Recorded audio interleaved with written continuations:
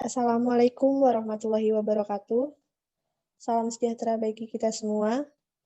Yang terhormat, Ibu Sukma Adi Galuh Amawidiati, SPSI, MPSI, selaku dosen pengampu mata kuliah Psikologi Pendidikan, dan yang saya sayangi teman-teman Rombel Psikologi Pendidikan. Pada pertemuan kali ini, saya, Reisha Amaliana, dengan NIM 54034200031, dan rekan saya, Mbak Nur Damayanti, dengan NIM 54034200016, akan mempresentasikan bab mengenai pembelajaran behavioristik. Untuk pembahasan awal akan dibacakan atau dipimpin oleh Mbak Damai. Kepada Mbak Damai, disilakan. Oke, baik. Di sini saya akan membacakan rumusan masalah dari pembelajaran behavioristik. Rumusan masalah yang akan kita bahas ada 6. Yang pertama, apa itu teori pembelajaran behavioristik? Yang kedua, apa saja tahap-tahap yang mempengaruhi perkembangan behavioristik? Yang ketiga, apa saja teori behavioristik dalam pembelajaran? Yang keempat, apa saja ciri-ciri teori belajar behavioristik? Yang kelima, apa saja kelebihan kekurangan dari teori behavioristik? Yang keenam, apa saja teori belajar behavioristik di kelas?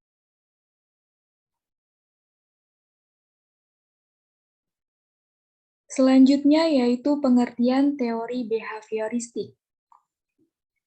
Teori behavioristik adalah teori yang dikemukakan oleh G.G. dan Berliner tentang perubahan perilaku sebagai hasil dari pengalaman.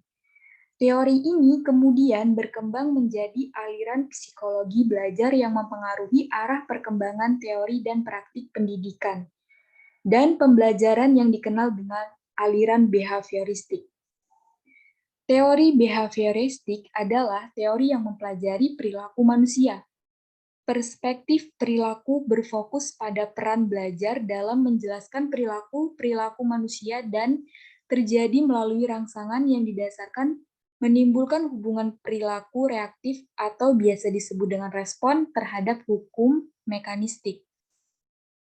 Munculnya perilaku akan lebih banyak bila diberikan terus-menerus dan akan hilang bila dikenai hukuman. Metode behavioristik ini sangat cocok untuk memperoleh kemampuan tinggi, memerlukan latihan dan pembiasaan yang mengandung unsur-unsur seperti kecepatan, spontanitas, kelenturan, refleks, daya tahan, dan sebagainya. Misalnya, percakapan bahasa asing, mengetik, menari, menggunakan komputer, berenang, olahraga, dan sebagainya. Teori hal ini juga diterapkan untuk melatih anak-anak yang masih membutuhkan dominasi peran dewasa, suka mengulang dan harus membiasakan diri, suka meniru dan menikmati bersama bentuk apresiasi langsung, seperti contohnya pemberian hadiah atau sebuah pujian. Tahap-tahap perkembangan behavioristik. Fakta penting tentang pembangunan behavioristik adalah bahwa dasar dari pembangunan kritis, sikap, kebiasaan, dan pola perilaku terbentuk selama bertahun-tahun. Yang pertama adalah menentukan seberapa jauh individu telah berhasil menyesuaikan diri dengan kehidupan mereka selanjutnya. Menurut Erikson, bahwa masa bayi adalah masa ketika individu belajar untuk percaya atau tidak percaya, tergantung pada bagaimana orang tua memenuhi kebutuhan anak-anak mereka seperti makanan, perawatan, dan cinta. Pola perkembangan yang pertama cenderung mantap tetapi bukan berarti tidak dapat diubah. Selanjutnya, untuk mengetahui bahwa dasar-dasar perkembangan awal cenderung menetap, memungkinkan orang tua untuk memprediksi perkembangan anak di masa depan. Penganut paham lingkungan behavioristik percaya bahwa lingkungan yang optimal menghasilkan ekspresi faktor keturunan yang maksimum.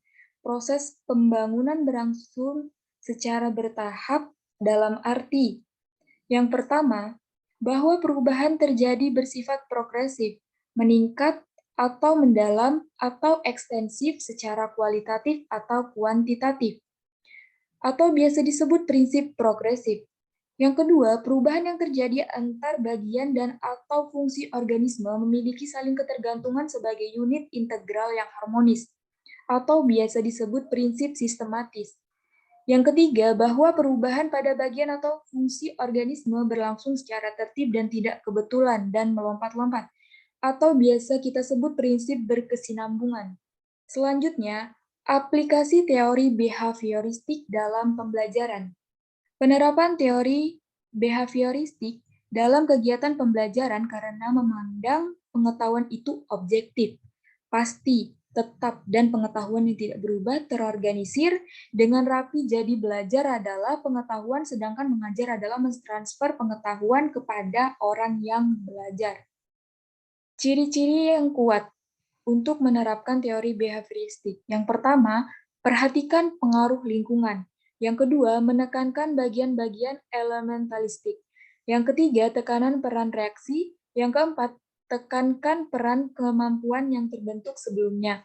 Yang kelima, tekankan pembentukan kebiasaan melalui latihan dan bakat. Yang keenam, mengutamakan mekanisme pembentukan hasil belajar melalui prosedur stimulus respon. Yang terakhir, hasil belajar yang muncul adalah munculnya perilaku yang diinginkan. Selanjutnya akan disampaikan oleh rekan saya, yaitu Mbak Resya. Silakan untuk dilanjutkan. Baik, selanjutnya adalah secara umum, langkah-langkah pembelajaran didasarkan pada teori behavioristik, dikemukakan oleh Susiati dan Prasetya Irawan tahun 2001, dapat digunakan dalam perancangan pembelajaran. Langkah-langkah pembelajaran meliputi: yang pertama, tentukan tujuan pembelajaran. Yang kedua, analisis lingkungan kelas saat ini termasuk identifikasi pengetahuan awal siswa. Yang ketiga, menentukan bahan ajar. Yang keempat, memecah bahan ajar menjadi bagian-bagian kecil, meliputi pokok bahasan subtopik, topik, dan lain-lain. Yang kelima, menyajikan materi pembelajaran. Yang keenam, memberikan stimulus yang dapat berupa pertanyaan, baik lisan maupun tulisan, tes atau kuis-kuis, latihan atau tugas. Yang ketujuh, mengamati dan mereview respon yang diberikan oleh siswa. Yang kedelapan, memberikan penguatan atau mungkin penguatan positif atau negatif, atau hukuman. Yang kesembilan, berikan stimulus baru. Yang kesepuluh, memberikan penguatan lanjutan atau hukuman. Dan yang ke-11 adalah evaluasi belajar. Next, Mbak.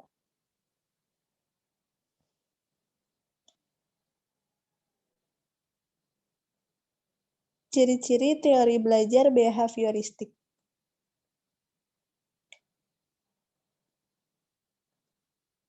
Berikut adalah ciri-ciri teori belajar behavioristik. Yang pertama, teori belajar ini sangat mengutamakan pengaruh lingkungan. Yang kedua, para penganut teori behavioristik berpendapat bahwa hasil pembelajaran berfokus pada terbentuknya perilaku yang ingin dibentuk. Yang ketiga, teori ini lebih mementingkan pembentukan reaksi atau respon.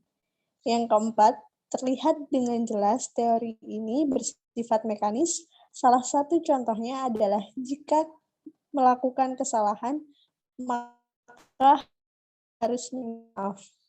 Yang kelima, menganggap pelatihan itu adalah hal yang penting dalam proses pembelajaran. Tidak mengherankan cara-cara seperti drilling mudah sekali ditemukan di kelas-kelas yang menerapkan teori belajar behavioristik. Next. Kelebihan dan kekurangan teori belajar behavioristik. Sesuai dengan teori behavioristik, tenaga pendidikan atau guru dapat menyusun bahan pelajaran dalam berbagai bentuk, sehingga tujuan pembelajaran yang harus dikuasai siswa tersampaikan secara utuh oleh guru. Guru tidak memberikan banyak ceramah, tetapi instruksi singkat yang diikuti sampel dilakukan sendiri atau melalui simulasi. Bahan pelajaran secara hierarkis dari yang sederhana ke yang kompleks. Tujuan pembelajaran dalam bagian-bagian kecil yang ditandai dengan keterampilan tertentu. Pembelajaran berorientasi pada hasil yang dapat diukur dan diamati. Harus segera diperbaiki. Pengulangan dan latihan digunakan untuk menjelaskan perilaku yang apa yang Anda inginkan bisa menjadi kebiasaan. Ada 3 kelebihan yang dimiliki oleh teori behavioristik, yaitu yang pertama, siswa-siswa selalu dibiasakan untuk latihan dan praktik. Mereka dilatih untuk memiliki unsur-unsur cepat, spontanitas, kelenturan, refleks, dan daya tahan. Yang kedua, siswa didorong untuk berpikir linier dan konvergen. Yang ketiga, siswa dengan mudah mencapai tujuan target tertentu dalam pembelajaran. Lalu, ada beberapa kekurangan yang dimiliki oleh teori behavioristik. Di antaranya yang pertama, siswa sangat dibatasi kreativitasnya, produktivitas, dan imajinasinya. Yang kedua, teori behavioristik bersifat teacher-centered atau hanya berpusat pada guru. Siswa bersifat pasif dan hanya mengikuti instruksi-instruksi yang diberikan oleh guru. Ketiga, pembelajaran menjadi kurang menyenangkan bagi mahasiswa atau siswa. Yang keempat, siswa kadang mendapat hukuman verbal atau fisik. Hal ini tentu saja dapat berakibat buruk pada perubahan perilaku peserta didik. Salah satu contohnya adalah memberi hukuman peserta didik yang melanggar aturan. Yang kelima, tidak mengakomodir kondisi belajar yang kompleks karena hanya beracuan pada stimulus dan respon. Next. Yang selanjutnya ada contoh penerapan teori belajar behavioristik di kelas. Beberapa kegiatan di kelas yang dapat dikategorikan sebagai penerapan teori belajar behavioristik antara lain, yang pertama, guru harus menyusun materi atau bahan ajar secara lengkap, dimulai dari materi sederhana sampai ke materi kompleks. Yang kedua, guru lebih banyak memberikan contoh berupa instruksi selama mengajar. Yang ketiga, saat guru melihat ada kesalahan, baik pada materi maupun pada siswa, maka guru akan segera memperbaiki.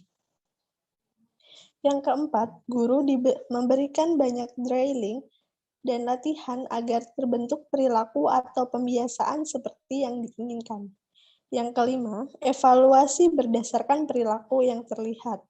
Yang keenam, guru dituntut memiliki kemampuan memberikan penguatan atau reinforcement baik dari sisi positif maupun dari sisi negatif. Untuk kesimpulannya, teori behavioristik adalah teori yang mengatur perilaku manusia sebagai hasil interaksi antara stimulus dan respon. Teori kognitif adalah teori yang berhubungan dengan persepsi pemikiran ingatan dan pemrosesan informasi yang mendukung seseorang untuk memperoleh pengetahuan. Dari kedua teori tersebut memiliki aspek dan karakteristik yang berbeda, sehingga terkadang ditemui antara teori yang satu dengan teori yang lain.